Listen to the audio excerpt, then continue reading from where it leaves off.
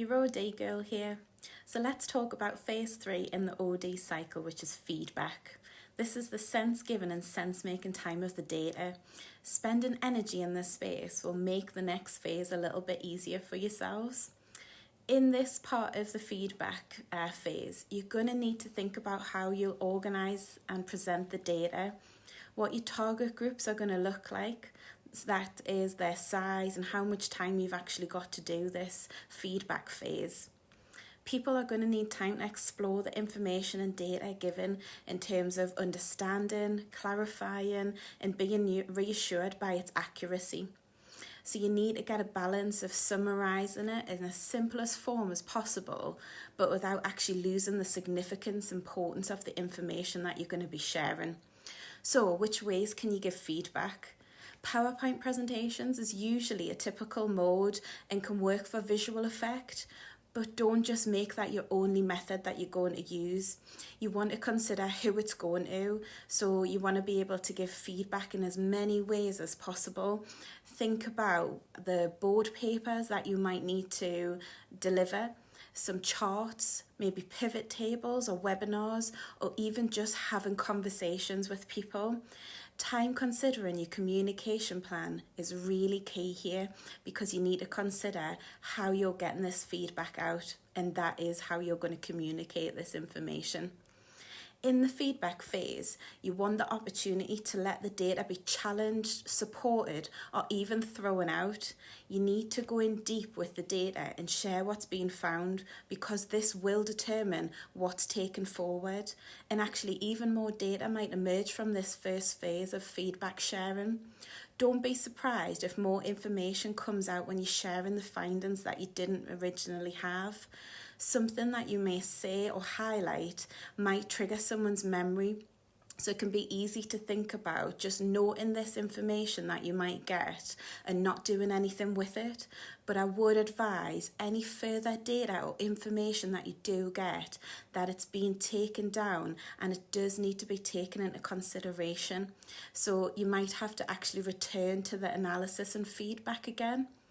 Try not to take this phase lightly, because if a new piece of information comes out, it could be a gold nugget that either hinders or helps the success of your change work. You also need to recognise you're going to have different levels of stakeholders when you present the feedback. So you need to consider where you're going to start presenting this feedback. It's dependent on the type of change work, and it always will. But what I would typically do is start with looking at the structure of the organisation and work your way up the levels.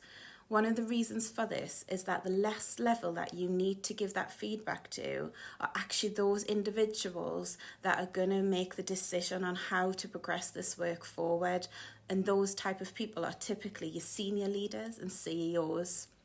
Your final level of client and key stakeholder in the feedback phase, when you reach them, that is, they need to think about and review the agreements, which is, if this phase is going to go forward into its next one, which is actually taking action, they need to think about the resources that are required for it, the scope of the work of the change intervention, and actually how much time, effort and support is actually going to be given to this piece of work. And even consideration how long there is to make this change. Some change pieces of work can take a couple of months, some can take 12 to 24 months. So those are the factors that need to be taken into consideration. When you're talking to those key stakeholders at that senior level, they may need time to think and consider the data and the resources needed to make sure that there's sufficient time and that things are actually put in place to push the actions forward. So they do need time to consider that. But once they have considered that, and once they're at the agreement stage with the feedback, you're going to aim to create a plan of action that outlines the intervention solutions. That is leading nicely into phase 4, which is the solutions, but you still need to create a plan that outlines the change solutions that are to be developed, along with defining the success indicators based on that information and data that you're feeding back.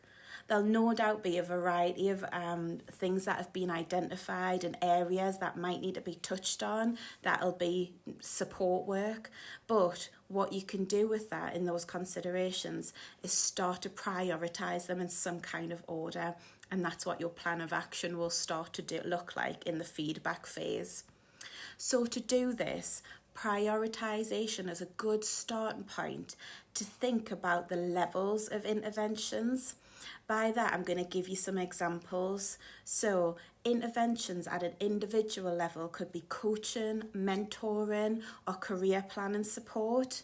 There could be group interventions, which could be team building, group training, and accountability charting, which looks at the accountability and responsibility of roles.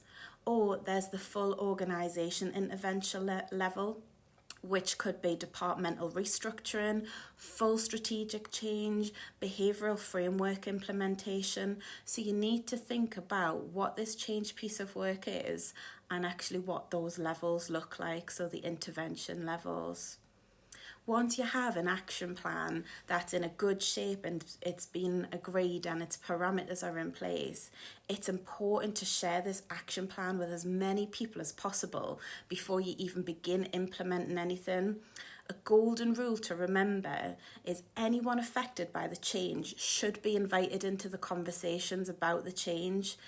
This will help secure further support for the change work that you're trying to achieve, because actually what you'll do is sense checking with those people that are going to be affected by the change, those planned activities, so you can see that it might get further agreement, and if not, you might want to change some of those as well. So get as many people around the table as you possibly can to look at this initial action plan.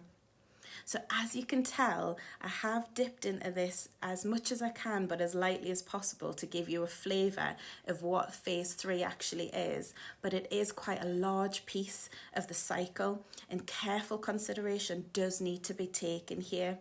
It's worth remembering that in this feedback stage, you might have to go back, and I mentioned this before, you might have to go back and forth a few times before you get to the next phase.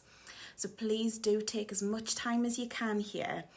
It is a balance about getting to a point where you just need to start taking the action and start implementing those actions. But it's also about not missing anything vital and taking the time to check before you dive into those solutions. So I hope you've enjoyed delving into some aspects of phase 3. There is a lot more, and you can do a lot more research into that. If you'd like another further video on it, I'm more than happy. Please just put that in the comments, and I'm more than happy to delve a little bit further into phase 3. But I do hope you've enjoyed it, and I hope you're looking forward to seeing the next video and more about the cycle. Please like and subscribe the channel, and I'll see you again very soon.